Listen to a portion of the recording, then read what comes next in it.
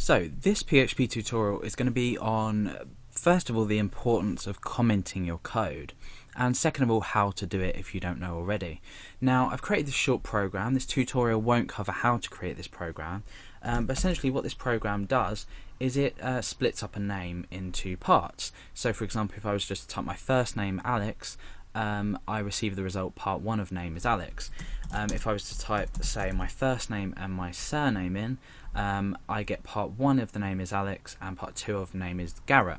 If I was to type in my full name with my middle name and click submit, you can see that it so on and so forth, it takes each part of my name.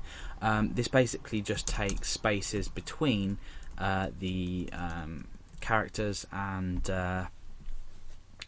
also and just basically splits them up using the explode function. If you do want this script, it's available on the forums under the source code section. Okay, so enough about that. You don't really need to know how the program works, but here's the code. Now, it might look quite complicated to you if you're new to PHP. You might not know what some of these functions are. You might not know what this for each statement is, and you might generally be a bit confused by this program. And you can notice that there's no real way of it telling you.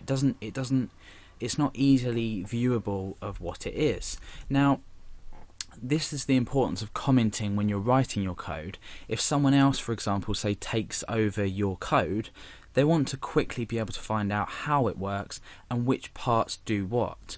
As well as for learning purposes, if you are learning PHP and code is commented, it's a lot easier for you to grasp which part of the code do what, which part of the script does what. So I'm going to just start by putting some basic comments in and then go through how this program does work, and you'll see that by putting comments in, it really sort of finishes off the code and gives it that sort of look. So the first thing I'm going to do is I'm going to do a forward slash and a forward slash, and you can see that when I type something here, you can see that it's in italics and slightly greyed out. Now, this is my text editor automatically does this for me.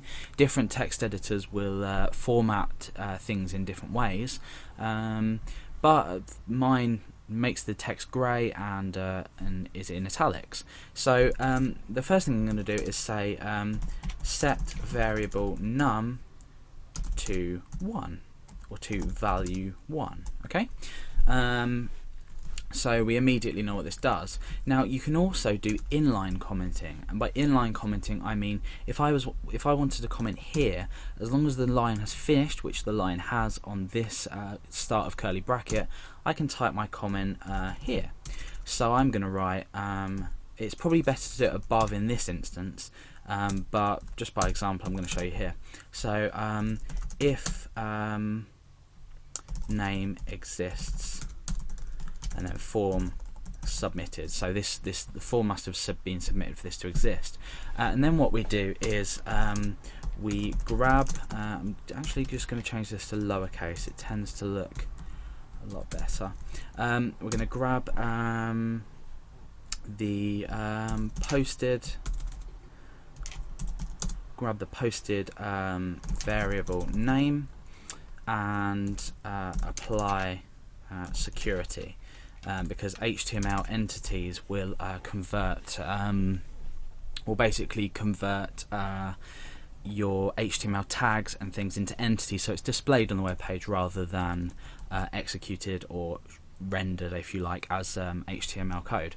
So now what we're going to do here is check if name variable is empty, and etc, etc. So I've used these to sort of half comment my code for now. I'm not going to go through the whole thing and waste time. There's another way of commenting as well. If I wanted to do a big chunk of commenting, let's say I wanted to write my name at the top of this when it was created, and also and some copyright, for example. I'm going to start off with a forward slash, and then I'm going to do an asterisk. Now you can see that my text editor has automatically commented the whole page out. To stop this, I'm just going to do another asterisk and then a forward slash, another forward slash, and now everything inside here is going to be code. We can come down and do a new line here and a new line here, and this is all comments. So I can just simply write author and my name. I can write date 30/03 11, and I can write anything else I want really. So that's how to comment a chunk of code. So you can see now it's sort of rounded off the code, and it gives other people a chance to look at your code straight away and see, right, I need to go to the part where we assign the posted name to a variable, and we see it here. So it's a lot easier to see what's going on in the code. So it's really, really good practice to get into to commenting code, just so you can refer back to it and think, yep, that's easier to sort of see what's going on, and as well as other people.